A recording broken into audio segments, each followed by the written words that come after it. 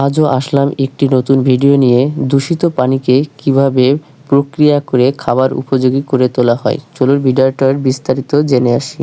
রাখছি green house model, আর এটা হচ্ছে রেইন ওয়াটার হারভেস্টিং, এটা হচ্ছে ক্লিন ওয়েস্ট ওয়াটার ট্রিটমেন্ট, আর এটা হচ্ছে অর্ধতন্ত্র তৈরি করা আধুনিক চশমা, এটা হচ্ছে পরিবেশ বান্ধব পেন, যেটা মানবদেহের সৃজনশীল, আর এটা হচ্ছে মানবদেহের ফুসফুস মডেল।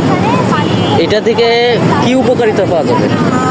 এটা হচ্ছে ওয়েস্ট ওয়াটার ট্রিটমেন্ট থাকছে। এটার কথায় আসি, বর্তমান বাংলাদেশে সবচেয়ে বেশি কলকারখানা আছে, যার কারণে আমাদের বায়ু দূষণ আছে প্লাস পানি দূষণ। তো আমরা চেষ্টা করছি পানি দূষণটাকে কীভাবে রোধ করতে পারি। আমরা কলকারখানার দূষিত পানিটাকে 6টা পদ্ধতিতে ধাপে ধাপে পরিশুদ্ধ করার চেষ্টা করছি। তার জন্য আমরা বিগ স্টোন নিয়েছি, স্মল স্টোন নিয়েছি, কোল নিয়েছি, তারপর স্যান্ড নিয়েছি, কটন নিয়েছি, তারপর আমরা আমাদের পিওর ওয়াটারটা পাওয়ার চেষ্টা করছি আর কি। তো তাতে আমরা হয়তো বা সাকসেস হয়েছি।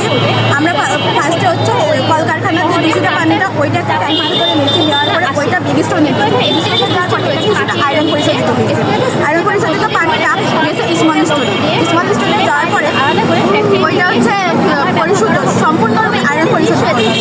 স্মল স্টোন থেকে এটা পলে গেছে, পলে যাওয়ার পরে এটাতে হচ্ছে যত ধরনের জীবাণু ছিল ওই জীবাণুগুলো নাশ হয়ে গেছে। জীবাণুমুক্ত পানিটা গেছে স্যান্ডে, যাওয়ার পরে ওটা পরিশোধিত হওয়ার চেষ্টা হয়েছে।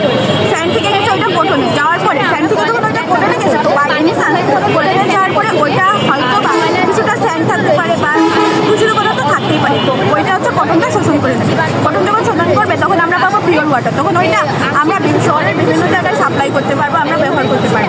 আর যদি